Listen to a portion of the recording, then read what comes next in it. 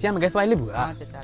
अरे कारे बुआ तू तो पटना गेले पढ़ाई करे, गैस उस टांग के वापस आ गए, नौकरी लग आगे लो। ना चाचा, अरे पटना में गैस न मिली सही, ये से घरे चलली है। अरे तू सब तो गैस के बहाना करके खाली घरे आ गई है, ना तो तू सब लेकिन से पढ़ाई होए वाला हो। हम जानते ही नहीं कितना पढ़ा है तू सब। हम ठीक कहली कि अपन बेटवा के पटना ना भेजी पढ़ लगे, ना तभियो एक यही हाल होता। ठीक है चाचा, हम जाए घर है।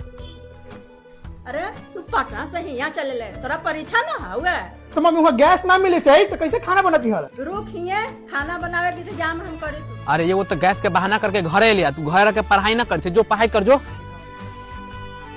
अरे बुआ तू वापस आ गई रे, लगले पढ़ाई छोड़ला के बाद दिमाग खुल गलो ना, जाई थे बाहर कमाए। ना चाचा, जाई छो पटना फिर से पढ़े। अरे बउआ पटना में तो गैस मिलता ही ना है, तो तू वहाँ बनाइबे खैबे कैसे? अरे चाचा ओकर चिंता तू मत करा, हम मम्मी बिहारी दिमाग लगा रखे।